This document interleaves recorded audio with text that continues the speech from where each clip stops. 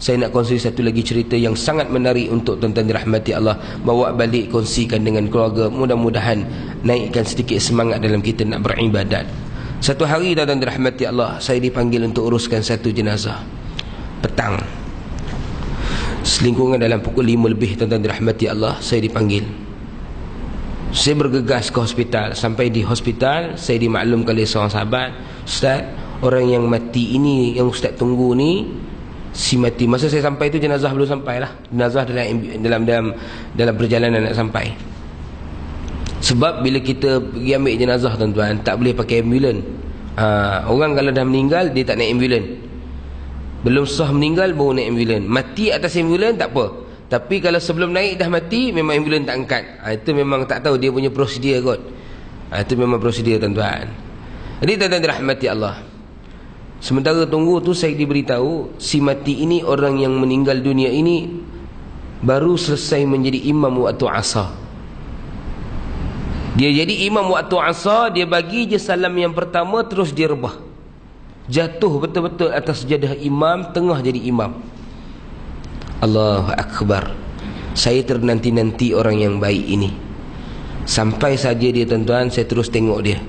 Tengok dia dalam keadaan yang baik. Pihak forensik terus masukkan dia dalam bilik bedah siasat. Saya terus pergi ke tempat mandi tuan-tuan dirahmati Allah, ambil kain, nak potong kain, nak sediakan untuk dia. Seorang kawan saya kata, Ustaz, nanti dulu Ustaz, kita tak boleh uruskan dia lagi hari ni. Saya waktu tu tergamam. Orang yang matinya mulia, orang yang matinya hebat, tiba-tiba tak boleh diuruskan. Saya tanya kenapa.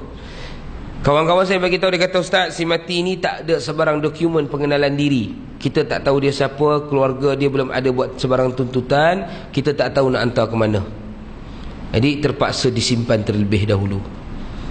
Simpan punya simpan, tuan-tuan dirahmati Allah. Waktu tu hati saya dah gundah gulana, sedih. Maklumlah, masuk dalam peti beku ni tuan-tuan, tak payah tunggu 60 hari, 6 jam pun cukup dah beku. Dia beza tuan-tuan, beza peti beku rumah tuan-tuan dengan peti beku simpan mayat ni tuan-tuan. Pasal kita nak pastikan dia tak mengeluarkan bau yang busuk. Sebab tu kita bekukan dia. Sebab manusia ni tuan-tuan sebusuk-busuk bangkai. Sebab tu jangan main-main, kalau manusia ni dah jadi bangkai tuan-tuan, tak boleh tahan. Jadi tuan-tuan dirahmati Allah, saya waktu tu terpaksa lah merelakan. Sebab tuan-tuan kena faham, kalau tak ada urusan, tak ada maikat ni tuan-tuan, payah nak dapat lubang kubur. Payah. Lubang kubur Lembah Kelang ni limited. Nak dapat lubang kubur susah. Nak dapat lubang golf insya-Allah. Majulah sukan untuk negara. Ini realiti. Tuan-tuan kena faham. Ini tuan-tuan dirahmati Allah Subhanahu wa taala. Saya terpaksa lah, dengan hati yang lara, hati yang sedih, terpaksa tinggalkan si mati, masukkan dalam drawer, simpan. Saya tunggu sehari, saya tunggu 2 hari, saya tunggu 3 hari. Seminggu berlalu, tidak ada sebarang cerita. Daripada seminggu naik ke sebulan, tidak ada sebarang cerita. Dari sebulan naik ke 2 bulan, tuan-tuan dirahmati Allah. Setelah 60 hari, saya dihubungi oleh seorang sahabat. Ustaz ingat lagi tak jenazah tempoh hari? Okey, kita dah dapat pengesahan, kita dah ada keluarga yang datang tuntut, kita dah ada dokumen semua. Ustaz boleh datang kalau Ustaz nak urus jenazah. Kalau tak, saya panggil orang lain. Saya kata tak apalah, pasal saya dah mulakan hari tu, saya nak tengok pengakhiran dia macam mana. Saya pun bergegas. Masa saya bawa kereta ni tuan-tuan, saya terfikir agak-agak macam mana rupa si mati. Maklumlah tuan-tuan, dah beku.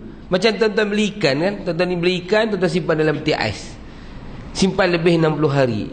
Ikan jadi apa tuan-tuan? Ikan jadi lebam. Memang dah tak cantik dah rupa ikan. Tuan-tuan tengok bila ikan ni dah lebam, dah tengok dah teruk tuan-tuan, tuan-tuan tak makan, tuan-tuan campak bagi kucing. Kalau gamak kata kucing boleh bercakap, dia tanya balik, oh, ni ikan kembung ke batu cak kembung?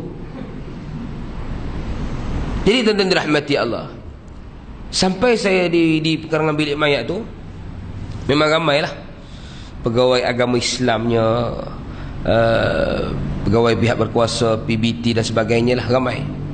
Ada seorang pegawai polis, dia tak ada calik tepi tuan-tuan, ada paku kat atas. Jadi pegawai lah datang jumpa saya.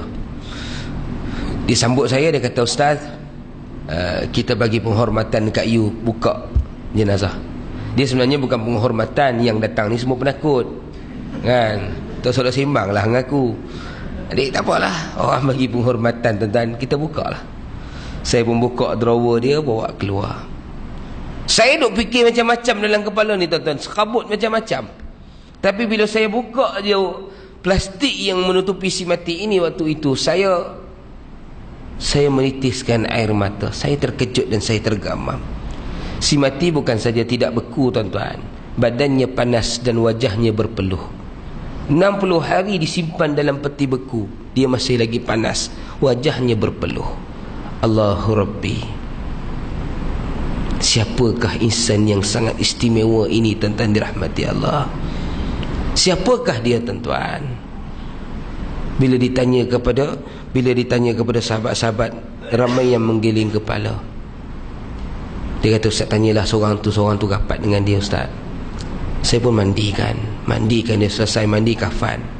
Saya bagi penghormatan pada kawan-kawan dia, nak tengok, nak cium ke sebagainya tuan-tuan. Tengah-tengah saya bagi penghormat, tengah-tengah saya bagi peluang, tiba-tiba saya dengar suara orang menjerit, Subhanallah, Allah, Subhanallah, macam-macam bunyi. Saya kata, sudah, ni Syiah ke apa ni? Saya pun lari patah balik tuan-tuan. Saya tanya, kenapa bising-bising ni? Dia kata, Ustaz, tengok tu Ustaz. Di dahi si mati keluar kemerah-merahan satu perkataan ataupun kalimah yang kita kenali sebagai kalimah tauhid. Alif lam lam ha. Allahu Akbar. Saya waktu itu menangis. Sekali lagi saya peluk si mati. Siapakah dirimu wahai sahabat? Siapakah dirimu wahai sahabat? Saya cium dahinya berkali-kali. Saya tanya pada seorang sahabat yang saya tengok dekat dengan dia. Saya kata, kenal ke dengan si mati? Dia kata, saya kenal Ustaz. Si mati ini waktu umurnya 11 tahun dia jadi anak yatim piatu. Tak ada keluarga. Jadi pondok ambil dia jadikan sebagai anak angkat pondok. Sayalah yang berkawan dengan dia daripada mula dia masuk sampai hari ini. Dia datang ke Malaysia ni Ustaz sebab nak cari peluang kerja sebagai imam. Dia baru 2 hari jadi imam di tempat tersebut. Kami pun tak tahu, sebab hari itu kami sama-sama dalam satu jemaah datang ke sini. Tujuan kami datang hari itu nak berdakwah. Tiba-tiba dia tak nak balik pasal dia nak jadi imam. Dia ditawarkan jadi imam. Jadi Ustaz, sejak saya kenal dia daripada umur 11 tahun, dia ni susah dan sukar untuk tinggalkan solat malam. Dan antara solat malam yang menjadi rutin hidupnya adalah solat sunat tasbih. Allahu Akbar. Bila saya mendengar tuan-tuan, lagi menitis air mata. Mulianya hatinya, mulianya dirinya tuan-tuan, menjadikan solat sunat tasbih itu sebagai amalan harian. Cuba kita tanya diri kita tuan-tuan, setahun berapa kali kita buat solat sunat tasbih? Agak-agak dengan amalan yang kita tidak seberapa ini, bagaimana kita nak bertemu dengan Allah? Mudah-mudahan tuan-tuan, sedikit suntikan cerita itu dapat memberi satu gambaran yang baru kepada tuan-tuan untuk bersedia dan melakukan persediaan ketika nak bertemu dengan Allah kelak insya-Allah.